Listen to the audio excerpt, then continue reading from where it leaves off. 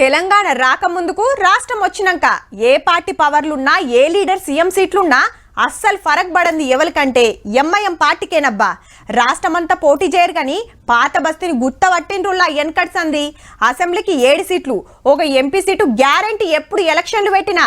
అయితే ఈ 10 ఏళ్లకెళ్ళి కారోలతోటి మంచి దోస్తానే ఉంది.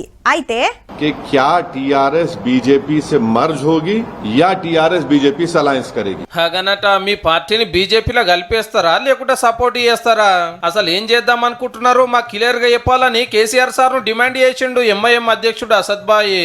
ఢిల్లీలో చర్చలు నడుస్తున్నాయి, ఏదో ఒకటి జరిగేటట్టుందని ఇంగ్లీష్ హిందీ టీవీలలో పేపర్లలో బగ్గ ప్రచారం నడుస్తుందట. హవ్వు రాజకీయం లేదన్నా జరగొచ్చని పాత ఎంపీ వినోద్ సార్ కూడా అన్నాడటల్లో. हमारे एक्स एमपी विनोद साहब का स्टेटमेंट है, everything on the table. Express में बोले उन्होंने एनीथिंग कैन हैपन. मैं नहीं बोल रहा हूँ ये. అయితే దీనికో లెక్కుందట. బీజేపీలో బీఆర్ఎస్ కలుసుడు పక్క పార్లమెంట్ ఎలక్షన్ లో ఆ పార్టీకి ఫాయిదా చేసిరని కాంగ్రెస్ వాళ్ళు అనవట్టారు. మందు దందా కేసుల కవితకు అరెస్ట్ అయ్యి జైలుకు పోయి 4 నెలలైనా బెయిల్ వస్తలేదు. ఎమ్మెల్యేలు జంప్ అవుతారు, పార్టీ పల్సగా అవుతుంది. ఈ ఎంక్వైరీ ఆ ఎంక్వైరీ అంటే టైట్ అవుతుంది. గిసొంటి టైంలో బీజేపీ తోటి దోస్తాన చేస్తే ఫాయిదా ఉంటుందనే చర్చ నడిచిందట పార్టీలో. ఈ నడుమ ముఖ్యమైన లీడర్లు ఢిల్లీకి పోయింది కూడా గిదే పని మీదనట. అయినాక పార్టీ ఎటు పోతే వీళ్ళకేందంటే తెలంగాణ వచ్చినాక 2 పార్టీల అధ్యక్షులు జిగిరి దోస్తులయ్యిండ్రు. అసెంబ్లీలో అల్లం బెల్లమే, బయట అతకం పతకమే.